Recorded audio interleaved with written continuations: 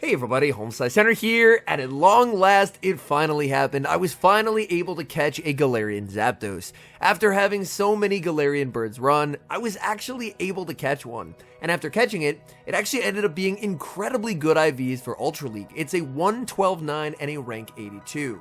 I know it's not the most meta Pokemon ever, but I figured, you know what? In celebration of getting it, let's test out this Pokemon to see what it can do, and I'm going to be running Ancient Power and Brave Bird for maximum damage. So without further ado, let's hop into the matches, and let's go Galarian Zapdos.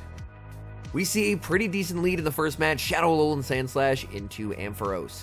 Now for the team, I have the Alolan Sandslash on the lead. I have Shadow Gliscor as the save switch, running what I affectionately refer to as my I have no charge TMs moveset of Night Slash and Aerial Ace, and the Brave Bird Galarian Zapdos as the closer. This Ampharos is not running a typical moveset, it's running Thunder that hits for massive damage onto the A-Slash. I'm able to make it to a Drill Run and force the second shield, so my opponent hard committing to the lead, giving up both shields in exchange for alignment. In comes the Gliscor. Gliscor can tank whatever they throw here. The Brutal Swing will connect. Opponent now going to give up switch advantage, saving the Ampharos for later and sending in Giratina. But honestly, this is perfect. I land the Night Slash, I get the boost, and this is honestly just getting better and better. That is an incredibly clutch Night Slash boost. The boosted Night Slash does so much damage to Giratina. Giratina returning fire with the Dragon Claw. Gliscor trying to make it to another Night Slash, but falling just short, and I decide I'm going to let this go. I'm going to go for the double resisted counter down with the Zapdos. Zapdos, one of the best attack animations in the game, hops as it farms down the Giratina. Opponent does have energy on the Ampharos. They send in the Ampharos. I go for the Ancient Power, and I win charge attack priority. I'm hoping this will be enough to KO. The Ancient Power barely does not. Oh no, the Ampharos survives on 1 HP. They grab a shield with Brutal Swing, and in the back, it's Tapu Fini. And this is going to be a very tough endgame. I need 2 charge attacks to knock out here, since 1 Brave Bird would do massive damage, but won't quite be enough to KO. So I'm going to go for the Ancient Power, trying to make it to the Brave Bird. My opponent should be at the back-to-back charge attacks, but I do have the Brave Bird, and Galarian Zapdos wins charge attack priority. This will be enough to knock out. The question is, does Ampharos have a move? In comes the Ampharos. It does not. Galarian Zapdos able to take the win. We see an amazing lead in the next match, Shadow Alolan Sandslash versus Tentacruel, and almost every Tentacruel team is going to be core broken by Shadow Alolan Sandslash. It's nearly impossible to build a balanced Tentacruel team that doesn't have this as a weakness. My opponent is going to stay in here, commit the shield, and fire off the Scald, and Scald does debuff on the first try. That's quite unfortunate, as it is a 50-50 chance. I will fire off another Drill Run. The Drill Run is double shielded, so my opponent really does not want to see the Sandslash. Oh my goodness. I decide, you know what, I should shield at least once. They go for an Acid Spray. That is a bit unfortunate, as now my attack and defense have been lowered. The Drill Run is going to connect. Continuing to farm, opponent is going to send in Giratina to absorb the energy. So they're more than happy to tank an Ice Punch on Giratina, but honestly that works out great for me. And now we see why they couldn't switch, as both their lead and the Giratina are completely core broken by the Sandslash. But now I have the alignment that I need. I need the Giratina stuck against the Gliscor. I cannot let it see the Zapdos under basically any circumstance. The Night Slash will connect. Unfortunately, no Night Slash boost this time. The Dragon Claw will get the Gliscor low, and here I'm going to overfarm as much as I can and then fire off another Night Slash. Night Slash will be able to pick up the knockout, and it all depends what they have in the back. I know they have energy on Tentacruel. It's a Zygarde in the back, and Zygarde, the nice thing for me is that Zygarde's energy is completely walled by the unique typing of Galarian Zapdos. Zapdos has the fighting subtyping, so Crunch is resisted, and the flying subtyping, so Earthquake is double resisted, so their charge attacks do absolutely nothing here. I'm just going to farm up a massive amount of energy. Opponent sends in the Tentacruel. They're probably just Acid Spraying, but I will shield it anyway. I can switch into the Sandslash. Sandslash gets farmed down. Do they have a move? They do not. Back in comes the Zygarde. I'm going to wait for them to go for the Crunch. I think Brave Bird can probably KO already, but to make sure, I'm going to tank the Crunch first and now fire off the Brave Bird. Zygarde, the Scourge of the Ultra League and the Master League, gets KO'd by a Brave Bird, and we take the game. The lead luck disappears in the next match as I lead into a Poliwrath. The Shadow Gliscor save switch, however, is unanswered, and in this situation, this is when having Aerial Ace is incredibly nice, as Aerial Ace puts tremendous pressure onto the Poliwrath to commit a shield, and they do. Icy Wind will hit for double super effective damage, but since they're not Shadow, I can actually survive it. The bad news is I'm probably getting countered down, but my opponent ends up shielding the debuffed Aerial Ace as well, and they fully counter down. So they've given up 2 shields, but they're going to be able to debuff whatever I send in, and I end up sending in the Zapdos. I would love to be able to catch a move here, so I'm going to try and catch the Icy Wind onto the Sand Slash, and it's a simultaneous switch out. I send in the Sand Slash, and they send in a shiny Guzzlord.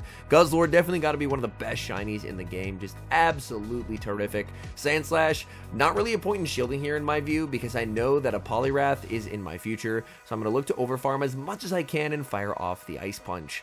My Shadow Claws are not doing a whole lot here, but they do enough that I can knock out. And in the back, it's actually a Greedent. So it's not going to be something that the A-Slash doesn't want to see. The opponent just looking for a massive amount of farm with Greedent. In comes the Zapdos. Zapdos forced to fire off the Brave Bird. An Ancient Power would not KO the Poliwrath. And now I'm heavily debuffed. And this could be a problem. Zapdos going to be hit with a Body Slam. That does so much damage. Oh no. I'm going to commit the shield as they fire off another Body Slam. The question is, can I make the Ancient Power? I fall just short of a game-winning Ancient Power. And now the question will be, can I make a move on the Sand Slash? Sand Slash on 1 HP gets to the Ice Punch. This has to KO for this to be a win. Ice Punch into the Greedent. The Greedent tanks it on 1 HP. And it's a heartbreaking loss. Moving to the next match. The good leads return, leading Shadow Alolan Sandslash into Tentacruel. My opponent again stays in this matchup. As Tentacruel leads, basically the universal law is they're always going to be weak somewhere in the back to Alolan Sandslash. They commit the shield. Last time I did get debuffed. It is 50-50, so I'm hoping this time I will not. The Scald does debuff me. Oh goodness, that is definitely unfortunate. Either way, I'm still staying in this matchup, because even debuffed, these drill runs will add up. The drill run is going to connect, opponent firing off their energy, and I'm going to be committing my first shield. It's another Scald, and unfortunately, I get debuffed again, so the Scald luck, not terrific for me. They throw early, so this can't be a Scald, this can only be an Acid Spray, which I can survive, and that allows me to get a double up of drill runs. My opponent might try and snipe here after they get KO'd. They send in Poliwrath, and I aggressively pivot here as I'm going to be sending in the Gliscor and firing off Aerial Ace. Aerial Ace into the Poliwrath, gets shielded, and now I have no incentive to ever shield my Gliscor. I got my opponent's shields down, and that's what I need if I'm going to close the game with the Zapdos. In the back, it's Steelix. Here's where having Earthquake would be very nice, but I do not have it. I'm forced to go for a debuff Night Slash that does absolutely nothing, and in comes the Zapdos. And at this point, I have a guaranteed win condition.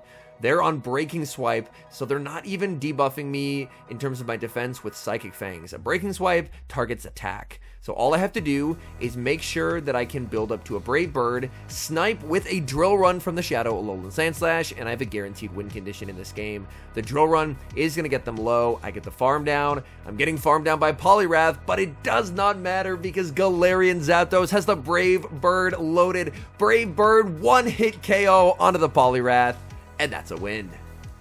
We've got trouble in the next match, Shadow Alolan Sandslash leading into Shadow Charizard. The good news for me is that because every Charizard is on Wing Attack, they're forced to land a Blast Burn if they want to do any meaningful damage. But the bad news is even after landing the Ice Punch, they can make a Dragon Claw plus a Blast Burn before I can farm down. I get bold, I call the bait, and it pays off. That's absolutely massive. And now I can just shield once, farm down, and exit with energy to threaten whatever they have in the back now that the fire type's out of the way. It's Annihilate. I'm in trouble. I'm forced to pivot into the Gliscor, and my opponent is going to switch out of the Annihilate and send in Jellicent. So Gliscor does have the needed coverage for this backline of my opponent. I have the Aerial Ace for the Annihilate and the Night Slash for the Jellicent.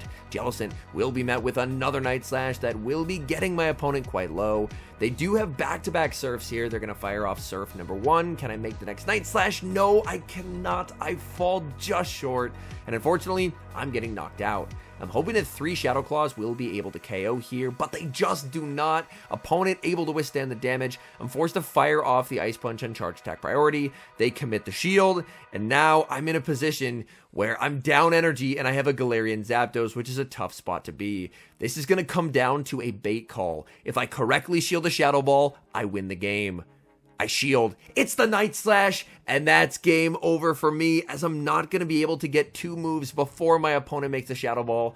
I made 1 bait call earlier, but I'm unable to make a second. Shadow Ball is going to leave me on 1 HP. I don't get the winning Ancient Power, and unfortunately, with no Ancient Power, this Drill Run will not KO. The Drill Run gets them deep into the red, but without the Ancient Power damage, unfortunately, this is a loss. We've got a massive problem in the next match, as I'm facing a Pokemon that beats this entire team in Shadow Feraligatr. Shadow Alolan Sandslash, probably my best option when going up against this thing, because I can survive a Shadow Hydro Cannon. Don't get me wrong, it does do a ton of damage, but I can survive it here. The Hydro Cannon is going to connect. My game stutters quite a bit. Thankfully, my opponent still fires off the move on what would have been charge attack priority, as if my game did not lag. I'm going to send in the Zapdos. Unfortunately, I'm not going to be able to get a farm down. My opponent is actually 1 Shadow Claw over their move. If they threw, and let's say they were dry there, I could get a farm down, but they're not. So they're going to make a second Hydro Cannon. I'm just fully committing to the Galarian Zapdos at this point. In the back, it's a defense Deoxys, and Deoxys, I'm going to fire off the Brave Bird. Brave Bird, going to do some significant damage, and then look to switch into the Gliscor. Again, the game's stuttering like crazy. Game, please. I'm going to fire off the Night Slash. The Night Slash connects, getting the Deoxys low. Deoxys, oh, the Wing Attack went through. This means they're only getting 1 move here, and then the Deoxys gets KO'd. The Psycho Boost connects. In the back, it's Annihilate, and this absolutely nonsensical Gliscor moveset will actually pay off, as they do not respect the Aerial Ace, and now I can fire off the Night Slash to grab the shield. The Night Slash will be shielded. Opponent just running out of HP on the Annihilate. They're forced to fire off energy here. Night Slash will pick up the KO. I'm 1 away from the Ancient Power, and Ancient Power may be resisted, but they just do not have enough health remaining. Down goes Annihilate, and we take the win. We see a familiar lead in the next match, leading the Shadow Alolan Sandslash into Ampharos. Ampharos going to stay in here and fire off what can only be a Brutal Swing or a Thunder Punch, and it ends up being a Thunder Punch. That's very okay by me, but bad news for me. My opponent is going to be switching out here, and they switch into Feraligatr, the problem Pokemon, as Feraligatr is just such a nightmare for this team to deal with. I do decide to commit a shield because I just have to do something. I have to get rid of this Feraligatr, basically whatever it takes. The Drill Run does get shielded. That is very unfortunate. I'm able to make 1 final charge attack. I did make the Drill Run there, so clicking the Ice Punch is a mistake. Opponent ends up shielding anyway, and I'm going to send in the Gliscor. Gliscor can survive a Hydro Cannon. Not super well, though. Opponent can make another, but interestingly enough, they choose not to throw it.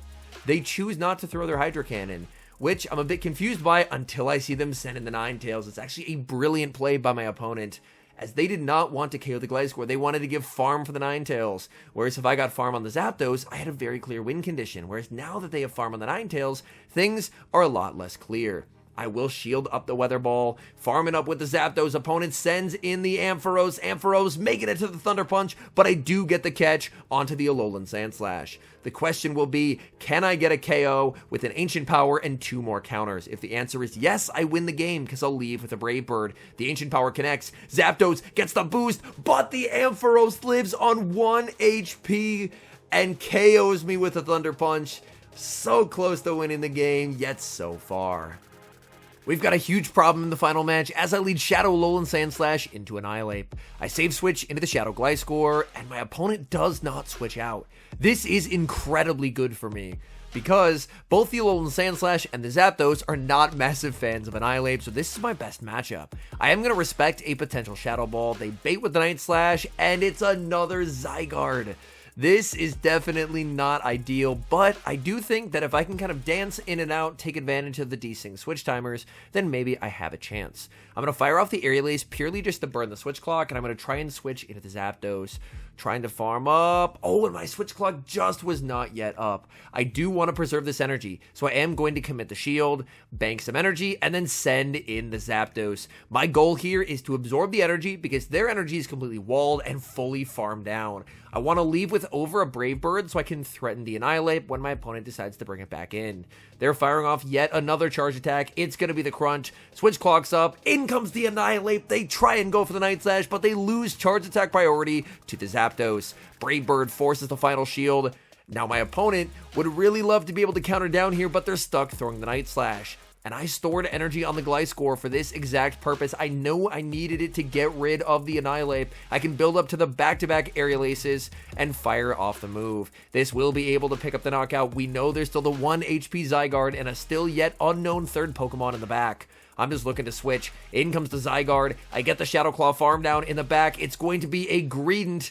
And this game is going to come down to crunch debuffs. If my opponent gets crunch debuffs, I think I lose. If they don't, I should be in an okay spot. This is crunch number 1. No shields remaining. The crunch connects and there's no debuff. It's only a 30% chance. And here I make a very intentional decision to go for an Ice Punch because I'm hoping that I will be able to make one more Ice Punch. After this, the crunch will connect. Again, no debuff. And because I went for the Ice Punch, I can make a second Ice Punch on charge attack priority to a Body Slam.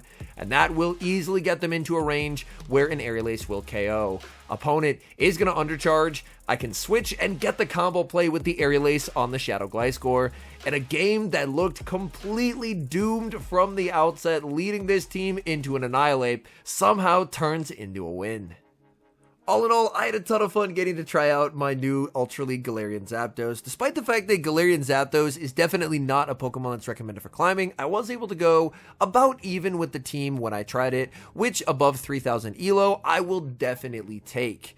Now, Galarian Zapdos, I do hope that in the future there do become easier ways to get it, because it took me from when the Galar birds first released until now to get one, just because I really didn't want to use a Master Ball because I only have one Master Ball left. So I would love an easier way to get it in the future because it genuinely is a very fun Pokemon to use. Again, it's not going to be the difference between hitting Legend and not hitting Legend by any means. Like, it's definitely like a spice pick, but its attack animation is second to none, and it's just a really fun mod, especially when you get to land those Brave Birds.